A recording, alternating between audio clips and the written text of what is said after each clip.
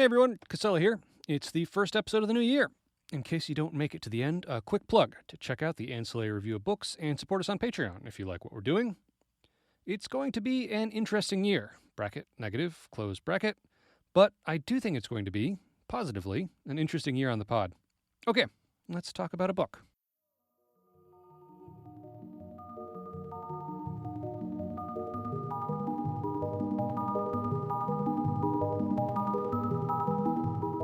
A critic is a creature who has views quite like a camel's. Flowers and fruit he scorns.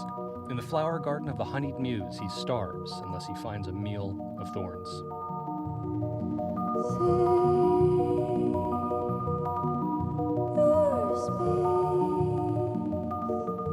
Welcome to A Meal of Thorns, a critical book club from the Ancillary Review of Books. I'm Jake Casella Brookins. Today we're talking about E.R. Edison's Mistress of Mistresses with Jared Pechaček. Jared is a writer, artist, and illustrator. His first novel, The West Passage, came out this year, and it is extremely good. I strongly urge you to pick that up. And he's also one of the hosts of By the Bywater, a podcast about all things Tolkien. Jared, thanks so much for joining. Thank you so much for having me. Yeah, super nice to have you here. Before we hop into Edison, I was wondering if there's anything else you've been reading that's really good or working on that's interesting you want to talk about? I read OK Psyche recently because it was mentioned on this very podcast, and I went, cool. Oh, that sounds interesting. So I picked that up, and it was amazing. So awesome. Aside from that, it's been reading for this podcast. Yeah, OK Psyche hits, right? Yeah. Man, super, super good. Yeah, I really love that. I'm trying to think what else I've been reading lately. Too much, as always. I just read Caroline Haygood's Death and Other Speculative Fictions. It's a memoir. It's a lot about the death of her father. It's really affecting. It's these prose poems, not quite short stories. And just using a lot of science fiction and fantasy to think about that and to kind of like grapple with death with references to all these stories. Yeah, I found it really affecting.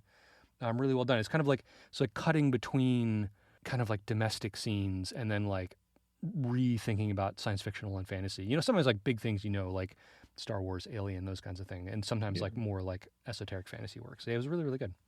But yeah, I spent more time than I thought I was going to reading this book. I'd read The Worm Ouroboros like ages and ages and ages ago when I was probably like, I don't know, a teenager or something like that. And had it filed in my mind as like, interesting, ? Archaic, ? And and then hadn't really thought about it until you'd mentioned these again. And I was like, oh yeah, great. I did really enjoy reading it. But I should say for listeners who are not familiar, today we're talking about Mistress of Mistresses. This is a 1935 fantasy novel by E.R. Edison. It was originally published by Faber and Faber. And this is one that Edison is most remembered for, the other being The Worm Ouroboros, which I just mentioned, from 1922. And Mistress of Mistresses is ever so slightly connected. There's like a kind of framing connection between them. So slight. It's so slight. But because Mistress also has weird framing stuff, I figured it's worth mentioning. Yeah. So this novel is a little difficult to summarize. And I think it's especially difficult from the viewpoint of post-Tolkien fantasy, with all the genre conventions and presuppositions we're kind of used to. But the plot of the novel revolves around intrigues, politics, warfare in this kingdom that's having a succession crisis. Seems straightforward enough. But threaded all through the novel are these very strange mystic or kind of supernatural interludes, some sort of philosophical musing we'll probably talk about. And it's also very worth mentioning that Edison writes in this intentionally archaic quasi-Jacobean style, which I'm sure we'll talk about a bit. It's a bit of a hit, especially because the opening framing is not quite in that. Like, it's pretty ornate. Mm-hmm. But then you kind of turn the page and you've kind of like jumped back like roughly 400 years in terms of style. Yeah, tell me about your relationship to Edison, to this book. God, how did I first hear about it? I probably heard about it first, like teenager, late, maybe early college years. I'm not sure. I think in relation to the Inklings. Okay. Because the Tolkien connection. And I was like, I should check this out. And I actually picked up initially there's an omnibus edition of the 3 Zimiamvia books that I picked up and was like, this is incomprehensible. I cannot deal with it right now. I read the whole thing. I didn't retain most of it. There were some images, like there's like 6 different throne rooms that get described in detail, and like I remembered it being really sexy actually, and I was like, well, we'll get back to that when I actually understand what he's talking about in prose terms, not anyway. And then couldn't get out of my head and was like, well, I'll try the Worm Ouroboros next because it's separate. I'll read that. And it's like, okay, whatever. And again, like same vibe, like there's like 6 throne rooms and they're all really cool. I don't remember anything else. And then later on discovered that there's a new edition of it out. I think, new at the time. Now it's like 10, 12 years old, and was like, I'll pick that up. I'll read that. But this time each individual book, and instantly was hooked. Like it clicked, and I went, oh my God, this is amazing. Oh, wow. And I've reread the trilogy probably an average of once every 2 years since, because it's not an easy, not an easy read. But I found it, obviously I'm really into Tolkien, and here is, God, the complete opposite. They actually knew each other, and they were like, they had this not quite vitriolic relationship, but like they each thought the other was totally wrong about everything, basically.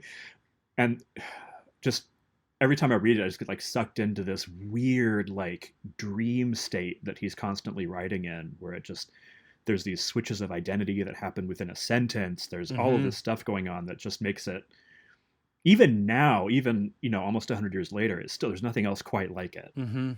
Yeah, I remember, I think I had read about it in connection to Tolkien somehow, which is how I first heard of it. But then a lot of my early reading, like in my later teens, my early 20s, was just like haunting used bookstores and trying to find stuff to read.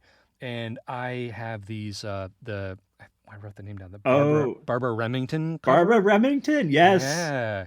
And like all 4, of these paperbacks from Ballantine all have these like great, just lush, weird, ornate covers. And I believe she had done the like, what's the word I'm looking for here? The like disavowed Tolkien covers too, right? Yeah, the ostrich Tolkien cover. Yes. Which they're lovely on their own. Great. They have nothing to do with the book. But yeah, she was, I think he was mad about it too. And she had been given like 2 days to do it or something. Like she had not read the book. She was given no guidance. And they're beautiful. But they're beautiful. Yeah. Yeah. Yeah. And these covers are really like enchanting and really like kind of like, I don't know, still kind of set the scene for me coming into these. So yeah, well, let's jump into these books. There's so much to talk about. Something that I was thinking just now as you were talking about, like the way that some of the identity switches happen in like a sentence. This book in particular, and I haven't read the Worm Ouroboros in a super long time. Not as familiar with the rest of the trilogy, but something I was noticing reading this a lot is this really odd mix, and I don't know thoroughly how much it's intended, where sometimes he's really, really blunt. Well, I mean, like ornately blunt, right? Like the language isn't blunt, but like he's Shakespearean just like, blunt. Shakespearean blunt. Just like, here's what happened. Here's what this person's thinking and feeling.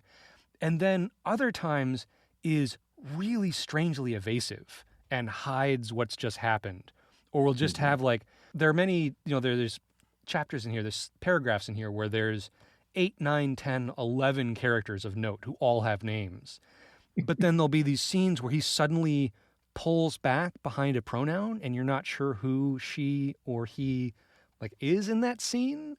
And sometimes it's changing, and it's this odd kind of subtlety. And the way that the really ornate descriptive language, like the throne room scenes where every material involved is described and the overall vibe is described, and the what the covers on the seats are made out of, what everyone's wearing, everything's described super, super well, intensely. And then in the next bit, you'll have these sort of like dreamlike sequences where you're not sure where they are, what's happening. It's constantly juxtaposing this really, really concrete, really firm image with these like more nebulous, numinous kind of settings, which I really found that interesting. Yeah, it's such a trip. I was reading, so in preparation for this, I was reading this book, I think it's called Fantasies of Time and Death, that looks at Lord Dunsany, E.R. Edison, and Tolkien in terms of their relationship to time and death. Mm-hmm. And one of the things the writer points out is that these books fixate on moments. The individual moments are described at length because the perspective that Edison wants you to have is of the gods, basically, and how they are remembering almost these things that are happening. And so you get these really intense sensory passages where it's like, oh, all this like flowers and things. But that's where it kind of leaves you, is like you've experienced this moment and it's up to you, because in a sense you are part of the book to decide what's happening emotionally. It's very weird. Yeah. And the as I was going through it, that those flips are sort of two layers that the books is working at is like very distinct, where if you strip out all of the kind of like supernatural mystic stuff, it's actually, I don't want to say it's straightforward, but you can kind of chart out everything that's happening, right? Like there's a lot of characters, there's a lot moving around, but it's not mysterious. It's this way more than Tolkien or any other fantasy for quite a while that I can think of, until you get up into the sort of like the George R. Martin, like sort of like political forward kind of craze. I don't want to call it a craze, but like kind of turn in where there's a lot of epic fantasy now that really thinks about the politics and setting up the big complex geopolitics, I should say, fantasy geopolitics. There's a lot of that here, and that you can follow these sort of almost Shakespearean characters through. But then again, it keeps kind of like, you're just doing that, and I'm like, okay, I'm following what the vicar's up to here, and how the three, is it three or four? The admiral, the chancellor, and the earl. I guess it's three. Yeah. We're kind of like the sort of like minor players. I was trying to decide if they're comic relief or not. I'm not totally sure. I think in a way they are, but it's very, very dry comic relief, where like the admiral is constantly switching sides, but not in like a funny way, but it also kind of by the fifth time or something. Is it literally five? He switches so many times that it's like it becomes like, oh, there he goes again. Like, and the reason it's like not fully comic relief is it fully makes sense why he's doing it, and there's long passages of decision making before that point, and then it's like, well, there he goes again. But there's, again, and it's one of those things where I'm like, is this unintentionally humorous or intentionally humorous? I really don't know. There's a scene where the admiral and the chancellor are talking about kind of what they're going to do next. And it's a long sequence, it's a chapter of just these two dudes talking to each other about what they're going to do and how they're thinking about it. And they resolve on the thing they're going to do, and they do it. And then you turn the page, and it's like 3 weeks later, something else happened, and they changed their minds. Just saying, like, done, like in a sentence. And I don't know, it feels funny, but it kind of is. It's again like dry comedy. This is not like, I don't know, satire or I don't know. I can't think of a comparable thing, but it is. I think it is meant to be funny to a certain extent, but also one of the things that he constantly does is like blending tones. Even the things are constantly referred to as bittersweet. Like it's that, so it's like, it's funny in the moment, but it's also like, oh God, this decision is gonna start another war. So you're laughing, maybe more sensibly chuckling, and at the same time going, God, oh no. Yeah. There we go again. Those time changes are very strange. But let's really get into it. I want to talk about the main thing here, because when I was trying to think about how to summarize this book, which is good luck, which is hard to do, but I think if I had to like semi-facetiously just one line it, what I would say is, what if there were a guy and he was super hot and he was super good at everything, and then just kind of let him, and for some reason he's helping the villain. No explanation given. And that's kind of the engine of the whole thing. Is just, what if Lessingham, who's just awesome, right? And like all of these chapters of him, I think we'll talk more. He's so good at everything. He's so good at everything. And he's so handsome. He's so handsome. The I want to read, it's kind of long, but so this is in the framing chapter. So the framing chapter. There's like not a short frame on this that isn't returned to. what is it's like 25 pages or something right at the Yeah, start that has nothing not nothing to not do with nothing, it, but but nothing in plot terms to do with the yeah, rest of the and it's not clear. I mean, I who don't even even is talking. who's talking, and it's also not. So I should say for people who haven't read this, so the Yeah. framing device is an unnamed narrator going to the funeral or the wake of his older friend Lessingham, and sort of like recounting how he met him and thinking about him. And then you turn to the next page, and Lessingham is alive and well again, and I think 25. Mm. And it's not clear if it's earlier in his life or if this is a past life or a future incarnation. It's super not clear. I But you mean, get this, it's a sidestep. It's a different world. yeah. So, And this is also the connection to the Worm Ouroboros is that Lessingham, the Worm Ouroboros is framed as Lessingham's kind of like, what is he like, looking at Mercury in the night sky, and then and then he's he's just there. there, Yeah, yeah, yeah. like astrally And then he projected, vanishes from the narrative. and you That's never hear it. That about one him again. chapter. Yeah, Yeah. Edison just likes doing that. yeah, I do love that period because I think like Burroughs does this too, Yeah, right? John Carter of Mars does the Yeah, exact same thing. where you're trying to write a science fiction story or a fantasy story, and you're like, I just don't think that the rocket technology is there, so I'm just going to astral project somewhere. That's fine. I'm like, Yeah, yeah, sure, that works. Just need might to as get him on well. Mars. Yeah. Yeah.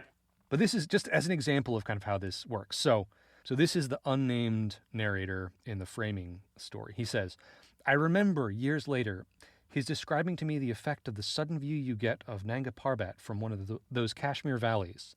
You've been riding for hours among quiet, richly wooded scenery, winding up along the side of some kind of gorge, with nothing very big to look at, just lush, leafy, pussycat country of steep hillsides and waterfalls. Then suddenly you come round a corner where the view opens up the valley, and you are almost struck senseless by the blinding splendor of that vast face of ice-hung precipices and soaring ridges, 16,000 feet from top to toe, filling a whole quarter of the heavens at a distance of, I suppose, only a dozen miles. And now, whenever I call to mind my first sight of Lessingham, I think of that. Like that's Sure. yeah, right. It's that level of just like exuberant, over embroidered kind of language, and then also it all reminds me of how great Lessingham is. Like, It's so funny. Like he's a Mary Sue or whatever the term. Like he's mhm. so perfect at everything. He's so good at everything. But I think weirdly enough, it does work. Yeah, I agree. Partly because he's so particularly observed as a Hmm. character. Like you don't ever see him wandering around painting a masterpiece or writing a history of Friedrich II, which Mm-hmm. is like perfect literature or whatever. Anyway, Mm-hmm. he comes across as a real person, and like the things that he does that are so amazing are kind of incidental because they don't really happen on the page. Mm-hmm. But also one thing that the opening thing is like, here's Lessingham, he's just died. Aphrodite herself is there in disguise to see him Mm-hmm. off. He's set up his own little kingdom in Norway. The Norwegian authorities are going to come and get him if he doesn't. It's so weird. Right. And then we sidestep to Zimiambia, this thing that in the War Ouroboros is referred to as kind of like a paradise for dead heroes. Mm-hmm. And now he's like, there's Lessingham, but he's also sort of bifurcated into the Duke Barganax, Mm-hmm. who is the sensitive artistic painting side of Lessingham, and then there's the like martial active side who is still named Lessingham.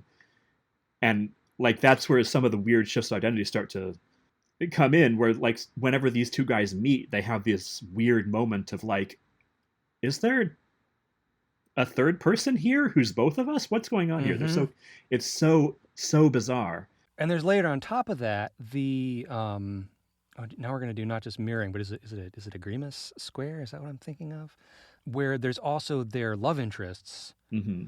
who also are each other. So like Mm-hmm. Barganax and Lessingham are kind of the same character or something, but then Yeah. also Barganax's consort, I guess, His mistress. mistress, yeah, right, mistress Fiorinda is constantly compared to Lessingham and vice versa. And there's Mm-hmm. scenes where like I want to say somebody has a dream where there's she Lessingham. Yeah, Yeah, kind of like the looking vicar at, actually, yeah, the which is vicar. such a that what even is the vicar has this Y- dream. What's going Yeah. on there? Uh-huh. Uh, And then Antiope. Is it Antiope? I always think it's Antiope, but I'm not actually Antiope? sure. Antiope would make sense. My Greek, not good. Well, I mean, if it was actually Greek, it would be Right. like Antiope or Antiope, something. yeah. The tragedy of Antigone. But yeah, oh God. Still here.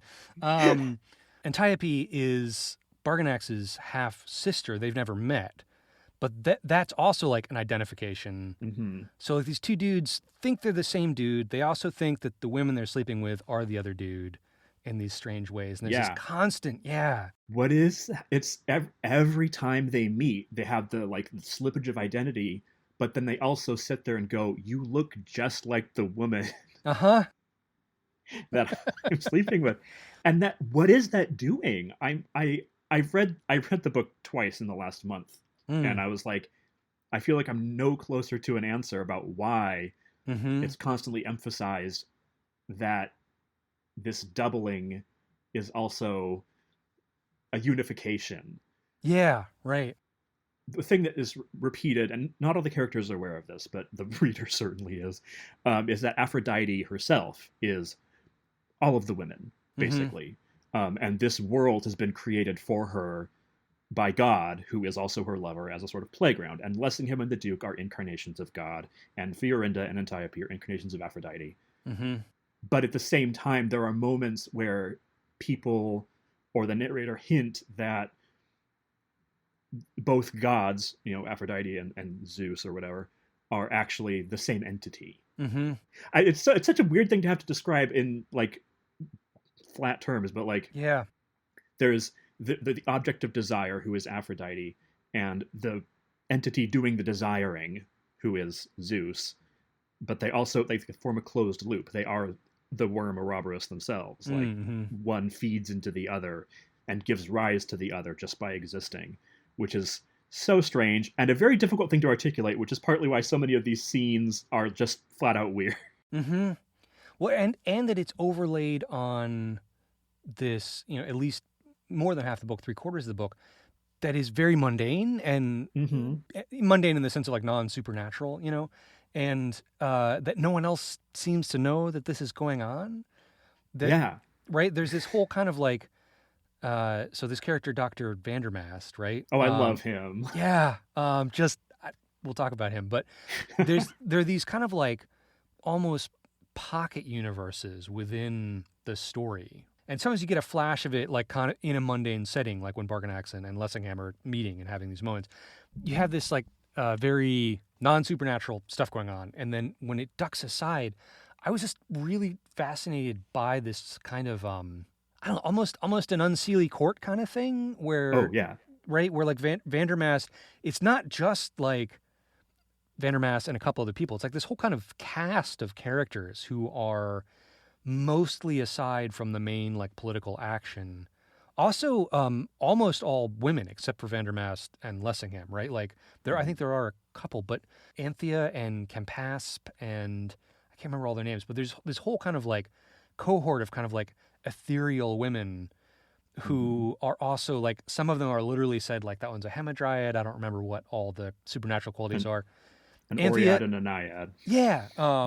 And I don't know, that just those scenes of the time garden where Vandermast has this place where it's like always it's always like late afternoon. It's always the golden sun hour. Is just about to set. Yeah.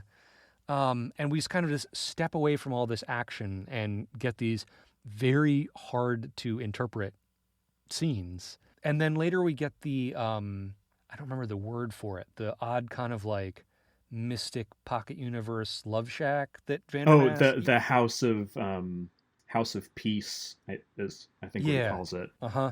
That apparently Lessingham and his love interest can just summon up by like looking at each other and just like do like a freeze frame and just step aside of time.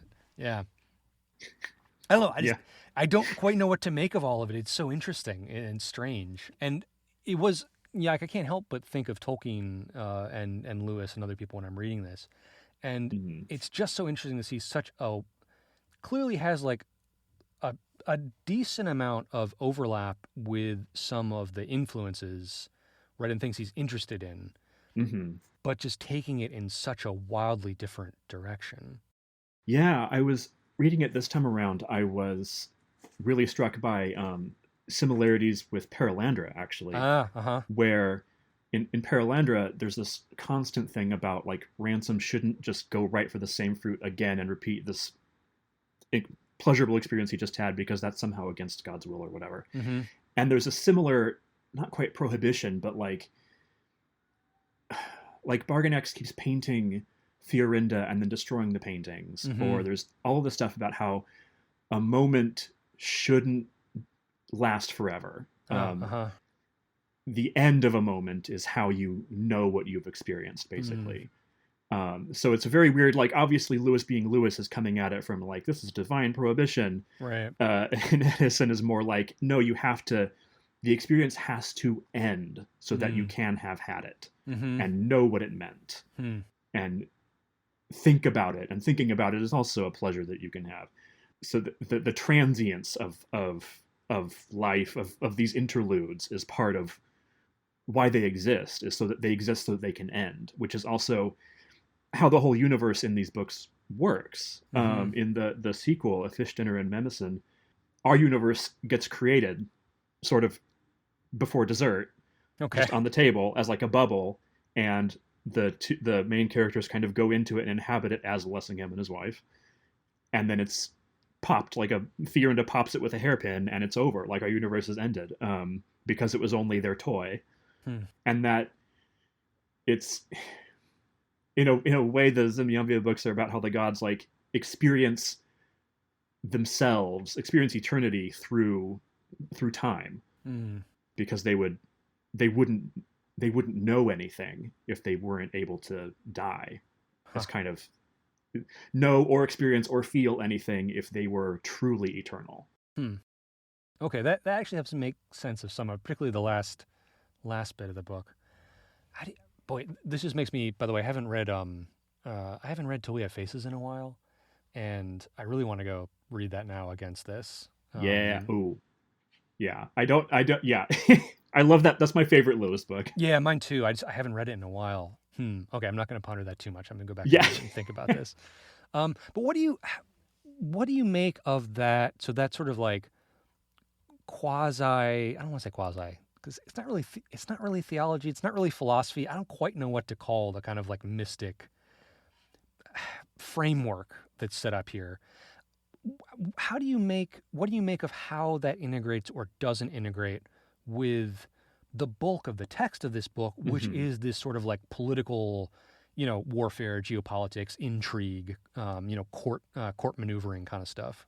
I think it's these divinities have to have a playground, and if it was restricted to just an eternal garden, they would get bored. They need variety, Hmm. and having this huge political canvas gives them scope for development. Like Lessingham Hmm. is going to be bored if he doesn't have somebody to fight. Mm-hmm. Barganax is going to be bored if he can't paint a lot Uh-huh.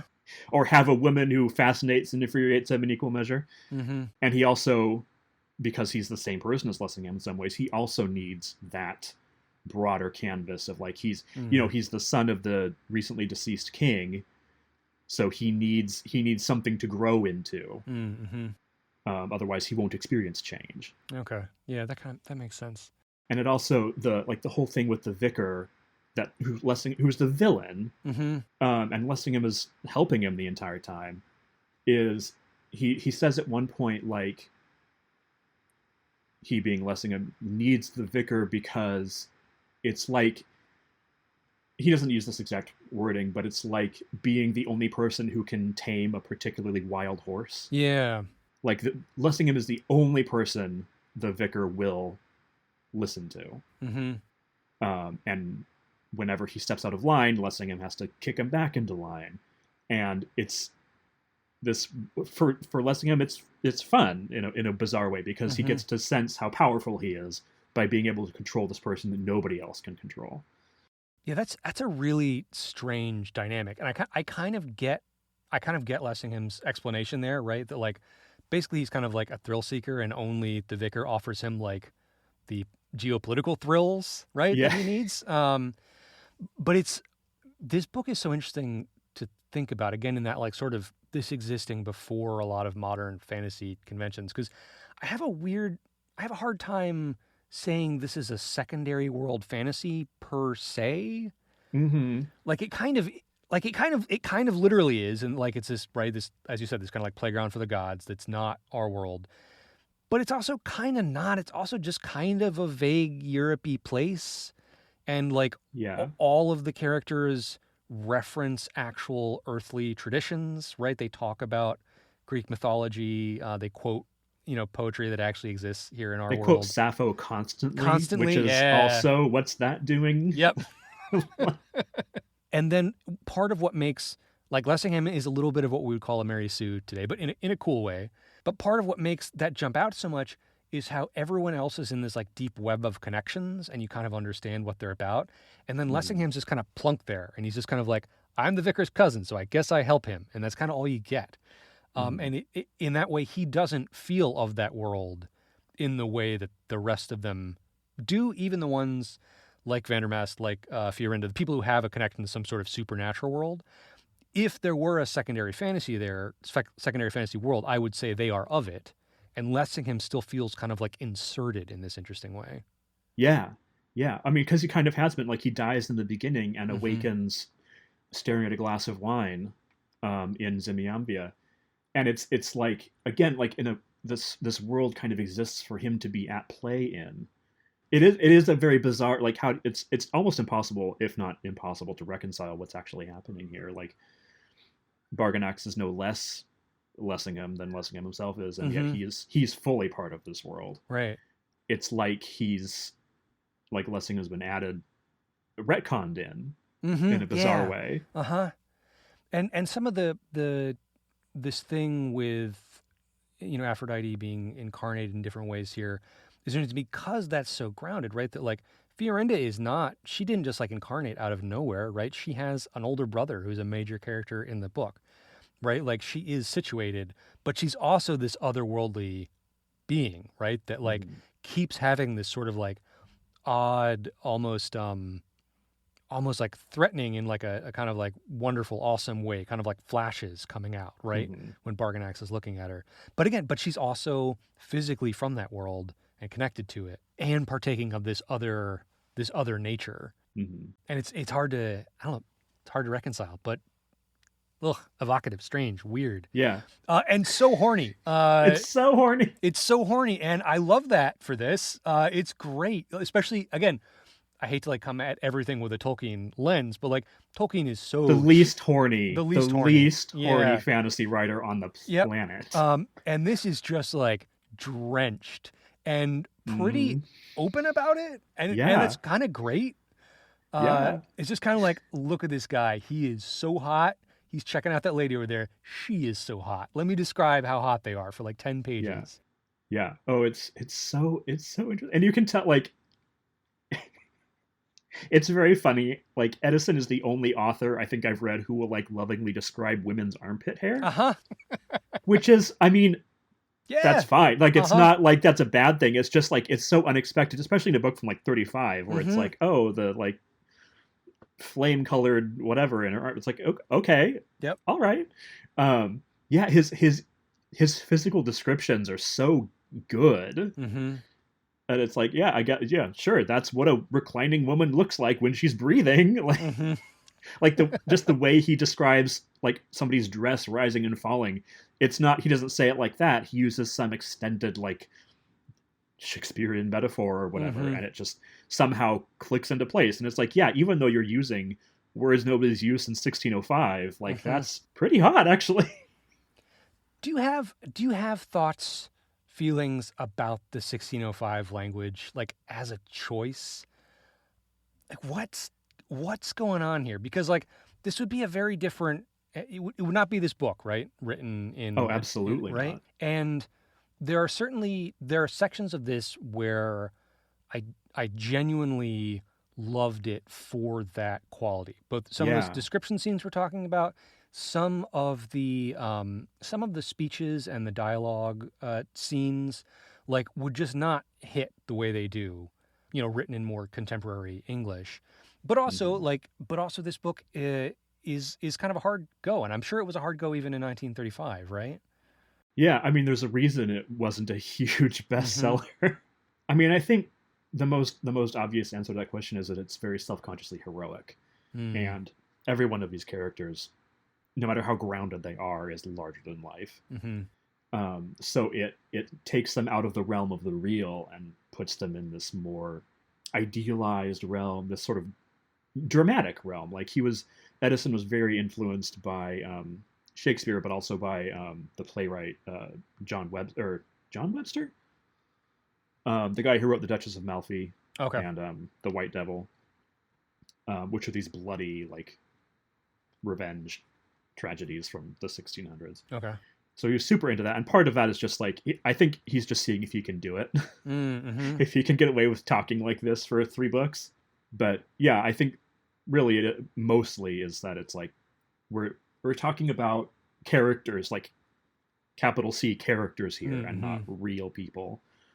So we've got to remove it from the real world, and it also makes everything, it heightens everything that's going on. So it's like we're not just having a dance here. This is like the movement of planets Right. when we take to the ballroom Hmm. floor.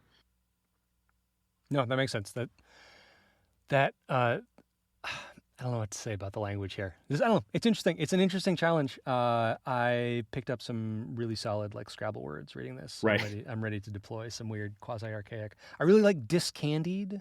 Yeah. When something dissolves, that was good. I can't remember what I Yeah. wrote. I wrote down a whole bunch. There's so many. In the he has this letter of introduction to Fish Dinner and Mnemosyne where he talks about it's a thesis statement for the whole trilogy actually, but one of the things he goes into is like reason will only take you so far. So for some things you've got to kind of be a poet and take kind of the route of madness, as it were. Mm, And he doesn't say explicitly that's why he's writing the way he is, but that's why he's writing the way he okay. is. Yeah. And it's notable. I mean, in that same book, which again is not the one we're actually technically talking Mm, about, he'll switch from this very high antique style to a much more real world one whenever he moves to Earth for a minute, okay. which is jarring, but also works really, really well. So he's it's to differentiate realities Mm-hmm. too, not just like heroic characters versus mundane ones. This is a different reality. I love the little detail here that there's a fair amount of letter writing and intrigue about Yeah. missives and messages, and the when you read the letters, they jump even a little further back than the language you're getting, right? Like Mm-hmm. those feel like almost like leaning Chaucer as opposed to right. Yeah. And it makes it feel as though it's like a story being told within the world there, but you're glimpsing that it's actually even earlier. It's such Mm-hmm. an odd move. Yeah. My somewhat atrophied literary scholar brain is like there are like 1,000 things you could write about this book, and one of them would just be the letters moving around, and the Yeah. way the way that the ink is talked about, and the way that like there's a letter that someone tries to eat at one point, and there's all of Mm-hmm. this how how people are committing their intentions to writing or not. And there's a lot in this book that's about people's commitments, about their sort of like what they're binding themselves to do. And I was Mm-hmm. I was kind of intrigued by the very minor role that the quote unquote law plays here. Right. A succession crisis, right? Where like a king has died, very quickly find out has been assassinated, right? And there's no clear line of succession, and that's kind of what sets everything off. It's this kingdom that was really like three kingdoms that weren't apparently terribly well integrated, and the law is something they kind of reference because there are sort of like instructions have been left. Mm-hmm. But this is also so obviously about naked power, right? Yeah. And like so like multiple characters in different ways just kind of being like the rule is what I can get and get away with and hold and enforce. And Mm-hmm. then you keep having this sort of like law mentioned. And I don't know, thinking a lot lately for various reasons about the way that like laws exist, but like whether or not they're enforced is another story. And Mm-hmm. it's odd to have that here. And so much all of the tension and all of the bloodshed in this story is just because people aren't following a thing that is written down somewhere, but nobody really cares because everyone knows the power is really what the guys with the swords and the horses can make happen. Yeah, like the law for all of these characters, even the good ones, good in quotes. Like this is not a Mm-hmm. this is existing on a plane beyond like good and evil. This is Mm-hmm. not that kind of story. For them, law is a tool, and if it doesn't serve their purposes, they will ignore it or try to complicate it or whatever, which feels very real in some ways. Mm-hmm. Like the a lot of the law they seem to be referring to is like the king who unified the three kingdoms. Unified the three kingdoms is dead. His son is on the throne and dies like within minutes. And the son leaves a will that's like, my sister will inherit the kind of high queenship of the three kingdoms, but until she's of age, the vicar will be regent, Mm-hmm. except of this one area. But there's enough ambiguity in the wording that it's like, is he really, or is he like, what's going on there? And that is the source of all of these problems, where it's like they're all fighting like in the queen's name, but not really. They're just following their own goals. And at one point, like the chancellor, the duke's ally, pulls out this thing about like women can't inherit the throne, and it's like he walks it back once it's no longer Mm-hmm. working. But if it had worked, it would have been, no, that's the law. Women can't inherit. And what are you doing here? One of the reasons I love the vicar so much as a character, Yeah, he's so good. he's really good, and I mean, almost all of the story of the book, the plot of the book happens because he's just power hungry and not quite competent enough to know where to stop and who to trust. But he's interesting just because he is this kind of gadfly at this kind of vision of this chivalric code and this kingdom that's well ordered, and he's the one that's constantly poking at it, like, no, it's not. It's really not. It's really just a bunch of dudes squabbling over stuff, and him thinking he can get away with it. And I think there is some kind of like humorous juxtaposition of him as this kind of bestial, kind of animal-like character Yeah. alongside like the extremely noble, almost like sort of statuesque Lessingham and Barganax, and then these very like stuffy kind of elder statespeople and bureaucrats who are, I don't know, to me, thinking about failures of rule of law and things like that. Yeah. Just the way that these sort of like the people who hold power, who supposedly are all about the laws and mores and how things work, but in actuality, they will just get pushed around by these other forces as soon as things hit the fan. They're not equipped to deal with the vicar Mm-hmm. because they will follow the law to a certain extent, and he is just like, I just want power. And a system that relies on the goodwill of people to enforce it is going to be overturned by somebody who does not share that goodwill. Yeah, So, right. Yep. And of course, Lessingham is on his side. And again, yeah, like this book wouldn't happen if Lessingham wasn't just like all in for his cousin who threatens to kill him every several chapters, but then changes yeah. his mind. Yeah. It's like, again, another one of those things that's like by the fourth or fifth time, it's kind of a running gag. Mm-hmm. Yeah, he's got his own honor code, and the consequences for other people do not matter to him, Yeah. which is kind of upheld by the narrator as a noble thing Mm-hmm. in a way. Like, if Lessingham just changed sides and was like, no, you're obviously evil, I've got to stop supporting you, so much would have been, people would still be alive, thousands of people die in this book, Yeah. almost off screen, not quite off screen, but it's just like, oh, and then they killed 700 men. Yeah.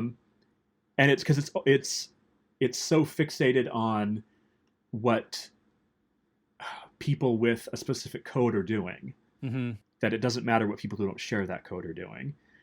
Which is, I mean, I love these books. They are ethically a little bit monstrous. Yeah. Yep. And Edison himself apparently thought that like benevolent tyranny was the ideal state of things. Like the king that the great king Mezentius, who dies and leaves this thing in the state that it is, was like also called a tyrant. But in the world of these books, that's a compliment. Yeah. There was a line, I can't remember it exactly, but there's a line where they're at the sort of like ancestral castle, And Oh, Realmar. it's like, yeah, Yeah. where they first fostered their tyranny is like the Yeah. line or something like that. And it's like, oh, okay, it's on your sleeve. Yeah. Yeah. No, that's what he is. They call him like the great king and tyrant, Mm-hmm. and they mourn his passing. The casual cavalier kind of bloodiness that's in this in parts, yeah, is strange and troubling and jumps out. At least to me now, like when Letzingham, who's like, yeah, he's great when he's like ordering public executions of people, and everyone's Hmm. like, yeah, good job, like you're chopping off heads, it's going great. And Hmm. the way that in the battle scenes, yeah, like hundreds of people will die, but you also get this sense of the main cast as like essentially, they have like very thick plot and culture armor, Yeah. right? There's not just that they're not going to die because it's a book. It's that, no, I'm not going to kill the admiral, even though I just killed 700 of his dudes in a fight. Yeah. We're old friends. So as soon as the battle's over, we'll go share a drink, and we're fine. And just, we're not going to worry about those 700 guys again. Like, Yeah. Like he's noble. It would be a sin in some ways to raise a hand against him. yeah. It's just like, okay. And again, not to constantly be thinking about the news, but the way that the powerful kind of exist in a class that is kind of one class in a way, and not Mhm. really opposed to each other as much as the surface things might be. Yeah. Speaking of surface things not being what they want to be, I do just want to talk more about Fiorinda slash everyone else that she is, and what does that say? And like, so the Aphrodite, I don't want to say the Aphrodite reading, like the Aphrodite thing, right, is there in the book, but you really have to kind of tease it out until the very end. Hmm. And I don't know, I don't know what to make of a book that almost all of its female characters are explicitly said they're, in the immortal words of Shaka Khan, they are every woman. It's just one Right. person, like that's a really odd move. And it's fascinating. It also feels weird and reductionist and kind of misogynistic in this strange way, is one Hmm. way to read it. Again, we're going to refer to the introduction to Fischner and Mendelssohn because it is like his thesis statement. Every woman is the one, is Aphrodite, is the object of desire, but also every man is the desirer. Mm. So it is misogynistic, but it is also reductive in other ways. Like Yeah, it's okay, right. like because it's the duality that he sets up is masculine and feminine. There's the object and the subject. Like Mm-hmm. the one who is doing everything is the masculine force. The one who exists to be served and worshipped and whatever is the feminine. And Mm. that's not great. Yeah. It's so funny that like in a way, hear me out. I can't help when I'm reading it. I can't help finding it very convincing. Not Mm. in the terms of like a masculine feminine polarity because that's garbage, Mm-hmm. but somehow the idea of the universe being like a closed loop of desire and Yeah, object right. is like when you're reading the books, or at least when I'm reading the books, it's like, oh yeah, no, that's Mm-hmm. totally how it works. And then I come out of it and it's like waking up and going, actually, I don't think so. Yeah, but there is something there. So there's like the gender essentialism obviously doesn't hold up, not great. I No, also, I can't do anything with that. talking about Paralandra, like I remember like reading Lewis as, a kid and Mhm. being like, oh yeah, like some trees are kind of masculine, some trees are kind of feminine. I get it. I see what you're saying, And then Mhm. later you interrogate that and you're like, no, that these are cultural things on top. They're not core values, core Mhm. essences. But there is something here, like to get away from that kind of split binary essentialism, that subject object loop, I don't know, that is kind of rich. I mean, that's something that I found really interesting. I was just talking about this with a friend about like existentialist sort of subject object Mhm. viewer looker. The way that like Sartre thinks about the way Sartre talks about sexual desire, your sort of like desire to see another, and like that kind of flipping between objecthood and subjecthood that you have when you're with another person, that feels like it's part of it here. And that's, I don't know, part of what makes this so kind of rich for me is how these characters who are kind of larger than life, which is another way to say, like a little bit cartoonish, Mhm. there is something really, I don't know, rich and interesting about those little like dyad loops of like Lessingham, Bergenax, and Lessingham, Antiope, and Bergenax, Mhm. Fiorinda, where there feels like there's something like deeper and stranger going on there than the rest of the book. In that, I don't know, maybe there's something there. Yeah. I mean, he's not using it solely in psychological terms is the thing. He's making a huge metaphysical statement Mm, where this is how the world works. mm-hmm. This is the process of the world is driven by these two, this dyad, Mm-hmm. which I have the same sort of instinctive like, oh, that's right, reaction that I like in one of the John Crowley, the Egypt books. He's from the perspective of Giordano Bruno. I haven't read Bruno, so I don't know if this is what he actually thought, but he talks about like uh, the world is held together by attraction, by desire, by like Mm. planets desire their sun, and so they circle Okay. around the sun endlessly, and like we might call that gravity, but for Bruno, it's this spiritual thing going on. And Mm-hmm. I also, when I read that, I'm like, yeah, yeah, no, that's totally right. And then come out of it and go, I don't, is it? I don't know. So Right. it's a similar thing where it's like giving a, not anthropomorphizing, but adding an emotion to a process that may just be, particles. Yeah. Or sort of like, I don't know, making too much of a metaphor of something, trying to like Yeah, like, yeah. trying to apply Taking it too something. far, yeah, like Yeah. animating the universe with something. And I find that incredibly appealing, even if Mm-hmm. I don't think it's necessarily the Yeah, well, case. it makes sense in like the kind of early armchair philosophy, even like pre-Socratic kind of stuff that I think I want to say Edison's pulling on at least a little bit of here. That like when you're like, oh yeah, everything is fire. You're like, okay, that kind of makes sense. Like you look Yeah, at fire for like everything's kind of changing all the time. Like I get it. I yeah, get it. Yeah. yeah. The whole Heraclitus. Yeah, right. Yeah. Like these like early ideas of like how the universe work based on the things you can more readily understand. Mhm. They do resonate in this weird way. And this, I don't know, this has stuff that resonates, but then you back away from Yeah. it. I'm not sure. Yeah, and he's kind of, so he's definitely like he quotes Spinoza constantly. He's definitely in dialogue with Spinoza, but I think if I understand Spinoza correctly, and I probably don't, so don't yell at me, anybody who's listening. Spinoza's universe is nature and God are kind of the same thing, and it's just a set of like eternal processes that are cause Mm. and effect, an endless chain of cause and effect. And I think what Edison does, because he clearly knows the Spinoza better than I do, he sees that and is like, things don't move without a reason, so there must be a reason, Mm. and that reason is desire. Hmm. I think is what he's getting at. Yeah. Oof. I feel like we could probably take this in like a will to power direction too, but maybe we And shouldn't do that okay. right now. Why don't we take a really quick break and then come back and think last thoughts about this book?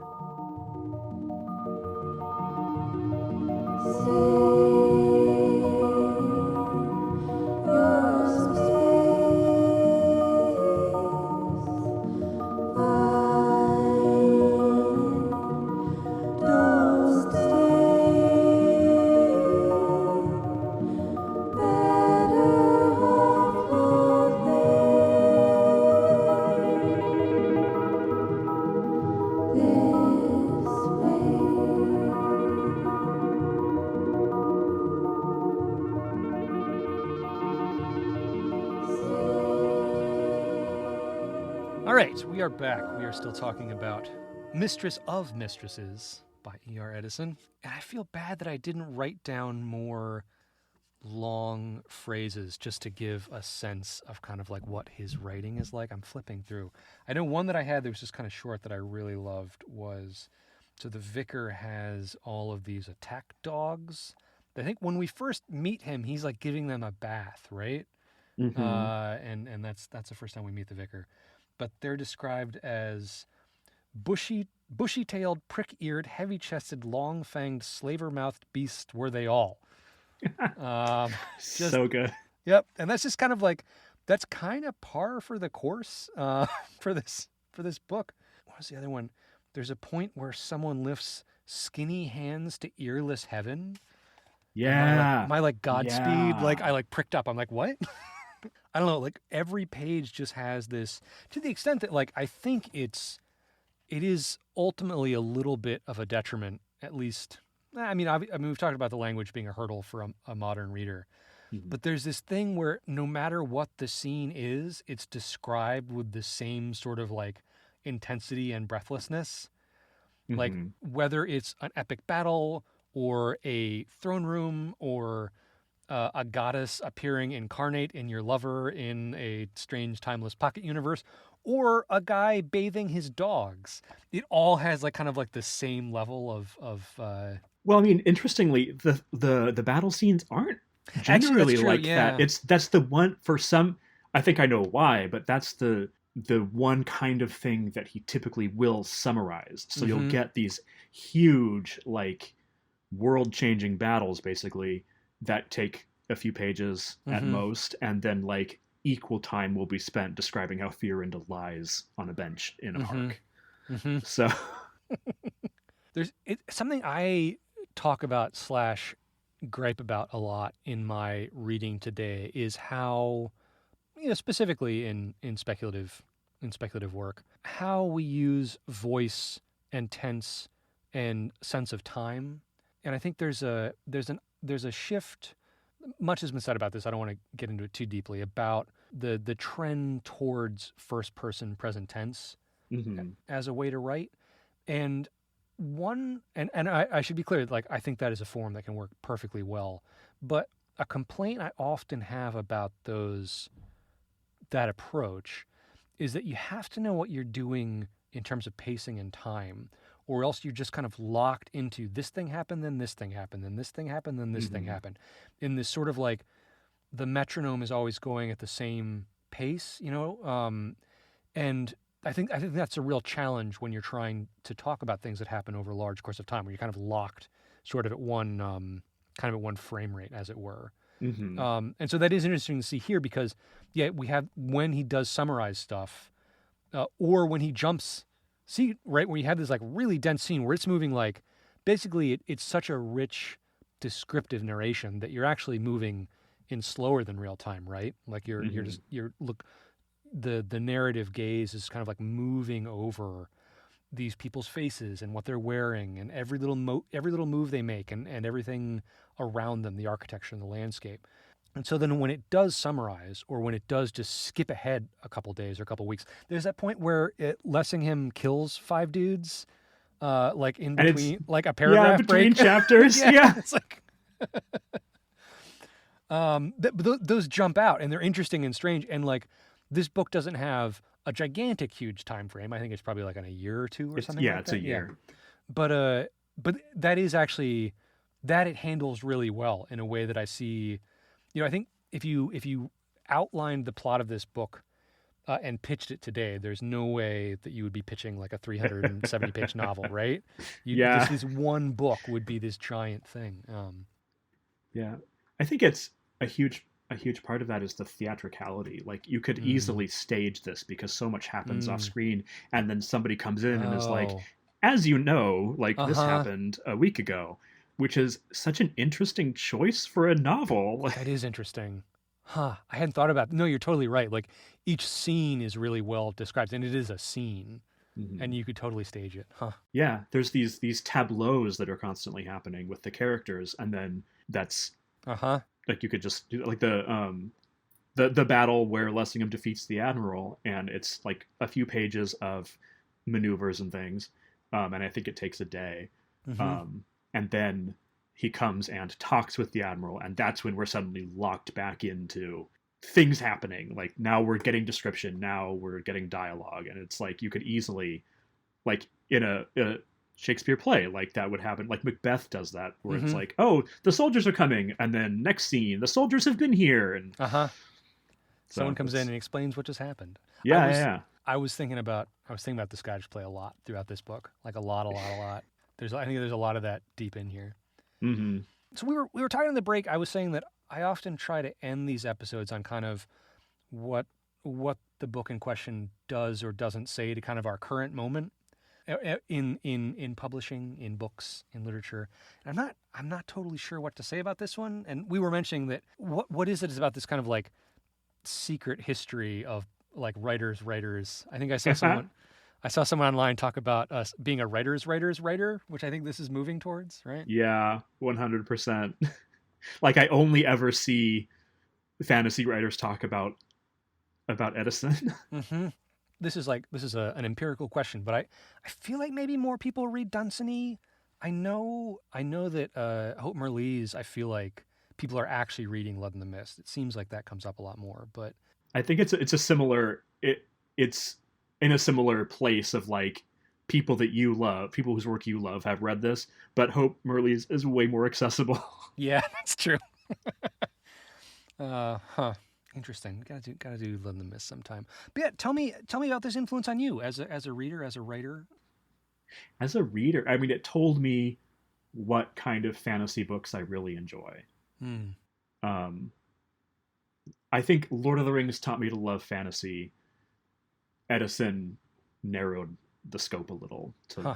tell me what kind of stuff I would fall in love with. Where it's like, to use a parallel comparison, like Tolkien is like that breadfruit thing, Hmm. and Edison is that gourd that's like Uh-huh. a rapturous experience. So that, I mean, that's how it shaped me as a reader, as a writer. It's like it taught me not to be afraid of just doing whatever the hell I want. Hmm. Like Mm-hmm. if I want to do something in a weird voice for a bit, I'm gonna do it. I don't care. Like he did it, so I can, right? Yeah. And I, not that I've done this specifically, but I just taking a big swing and making a gigantic metaphysical statement Hmm.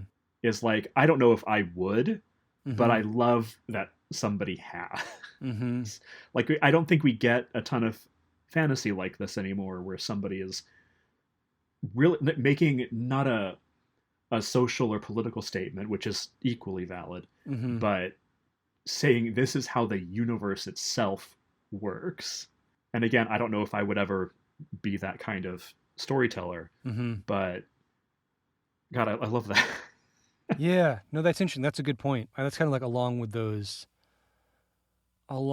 sort of like standard conventions of how to write Mhm. more conventionally, right? There's been a sort of yeah, backing away from those sort of big philosophical, not in the sense of like ethically, right? There's a lot of fantasy I think that's playing around with very interesting, ethical, social kind of ideas. Yeah, But yeah, this kind of like doing your own metaphysics. right. That's a different level. Yeah. Hmm. That's And great. I wonder if part of it is that we have a different education system. Like a lot of people aren't going to be familiar with all the stuff that he's in dialogue with. So Mm-hmm. if you're trying to do, not that you would repeat this now, but if you try to do this now, it would make even less sense to a lot of people, I think, because they're just not reading whatever he's Yeah, reading. and it makes me wonder a little bit about, and this is going way off topic, way too deep, Right, but right. about a kind of like how to say this, a sort of flatness to the generally held kind of secular worldview Hmm. that you can write a fantasy story where there's dragons or where magic works in a certain way or something like that, and people kind of accept that as a sort of contained fantasy, but to Hmm. like fundamentally question the way that human souls work, Right. is like that's a much bigger thing. Hmm. And not to do that, but also not to I want to say gamify it. Mm-hmm. Like that this is what a soul does. This Mm-hmm. is how many hit points it has. Like Right. that Yeah. kind of. I do see fantasy sometimes that is like this is how the soul works. Mm-hmm. And he's not doing like, but works in almost like a D&D way where it's like it can do Yeah. these things, it has these Uh rules, huh. it can be you can eat one or whatever, Mm-hmm. and this is not that. Uh It's huh. a totally different approach to talking about how the soul works. Yeah. Well, that it's not like again, similar to the way that Lewis is attempting to catch some of his theology in his books. That in a way, the way that the souls and the gods work here, it doesn't feel like a metaphor. Hmm. He's not saying a parable about how this stuff works. He's giving an example of how this stuff works, right? Yeah. That like Lessingham, the character who also lives in Norway, like in the real world of the frame story, And was also dictator of Paraguay for a bit. Like, what's He- going on? feels like some sort of like weird mercenary colonial thing. They're like libertarian, maybe. I don't know. It's impossible to pin down any one like Yeah, political stance here. he just goes around and sets up benevolent dictatorships in other countries. Woo, we love that. We love that. Love that. And he's really attractive. He's tall. His eyes He's so are nice. hot. His eyes are really nice. His hair is really nice. His eyes are gray. His eyes are gray. Piercing. He makes love with a lynx woman sometimes. Yeah. Also a muskrat woman. Also a muskrat woman. I need to track this down because I know that name is also, I believe, from Greek or Roman history, Campaspe. Yeah. But there is one of my favorite books is one of the books that was very formative on me is Michael Swanwick's Stations of the Tide, and there's a Madame Campaspe in there, which I would just kind of be like, it's a name, but she has a muskrat as like a familiar. Oh, that's 1000% of Yeah, reference. it's totally. So I'm like, oh, Now okay. I've never read this. I've got to read this now. Okay, yeah, that's one of my faves. But yeah, so I guess one person at least has picked this up and carried it on. It's still reading. Right. So thank you, Mr. Swanwick. Cool, getting towards the end here. This has been really cool. I really appreciate the poke to read this. This was not an easy read, but that's not a bad thing. Like it was fun to read something kind of challenging and have to look up a lot of things to understand what's going on, but also really enjoy what was happening. Mhm. And so yeah, I really appreciate it. This was fun to come back to. Oh, well, you're welcome. Yeah. Before we get going here, what is there anything you want to share? Anything you are working on or have worked on? Want to tell people where to find you? Notably, I have worked on the West Passage, Yeah. illustrated and written. And I keep... Sorry. This is just reminded me, I keep coming across people who don't know that I didn't make up the concept of mellified man. Oh, So- okay. I This is Debunking Corner on I know. Thorns. Yeah. I don't know. I'm trying to finish anything else. I'm not working on anything that's currently... I guess you can't be working on something that's currently out, can you? That's true. Um, Well, I mean, Tolkien did. I guess. I'm retooling the West Passage, redoing everything. Yeah. Uh-huh. No, just trying to finish any second book Okay. at all. Well, for people who aren't familiar with the West Passage, what's the elevator pitch? Oh God, what is the elevator pitch? What's the I should have one. I should have one. Uh-huh. One that I didn't come up with is Bloodborne, but you still have to do your little chores. Is that an elevator pitch? That's good. That's good. I like that. Yeah, vast crumbling palace ruled by giant eldritch ladies, and two young characters are just trying to live their lives. Fantastic. No, that's good. That's a good pitch. West Passage is wonderful. Again, I really encourage readers to check that out. That was superb. Thanks so much. Oh, do you want to share where can people find you? Where can people find me? I'm most active on Blue Sky, vandrothelsing.bluesky.social. I can also be found on Instagram. I have a Tumblr. I don't know. Cool. Still technically on X, Twitter, but I probably Yeah, shouldn't be. I know. So you don't have to find me there, but I'm there if you absolutely want to. I haven't gotten around to like actually going through and like deactivating. I know I should, but I'm also like, should. that's still a big Yeah, platform. I don't right. know. I don't know. And like it could change hands again. I don't know. I could just not post on there for years. I don't know. Yeah. I've settled on not posting. Yeah. I still have an account. I'm not posting. Blue Sky is where people should find me, kinda where I'm at. probably.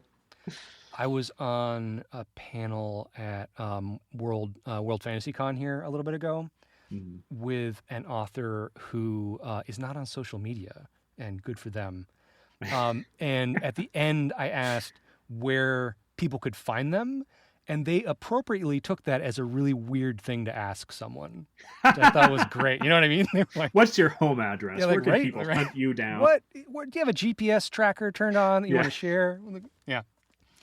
Anyways. Thanks. This was really, really good. We will catch you around. Looking forward to future episodes of By the Bywater and more art and words from you as well. Thank you. Thank you for having me. The Meal of Thorns is a podcast from the Ancillary Review of Books, an online magazine founded to address the radical possibilities of criticism, with a focus on speculative fiction, world literature, and utopian impulses. Go to ancillaryreviewofbooks.org for regular reviews, essays, interviews, and more. Our opening poem is by Barcha Hari, translated by John Bruff. Our music is by Giselle Gabrielle Garcia. Our artwork is by Rob Patterson at The Ratio Farm. If you'd like to support the podcast and the Ancillary Review of Books, that is very cool of you. Go to patreon.com/ancillary-review to become a backer. Come hang out with us on Discord.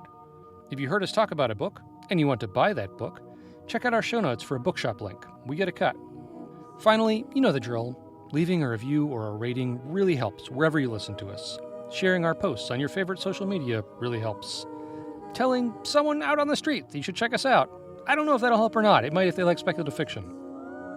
Questions, suggestions, pedantic notes about things we got wrong? Drop us an email at mealofthorns@gmail.com. Next time on A Meal of Thorns, Hilary Strang from Marooned on Mars joins us to talk about Kim Stanley Robinson's Aurora. After that, we're discussing Laurie J. Mark's Fire Logic with Benjamin Rosenbaum, and we have plenty more on the way. Check out our page on the Ancillary Review if you want to read ahead. Thanks for listening. Take care out there.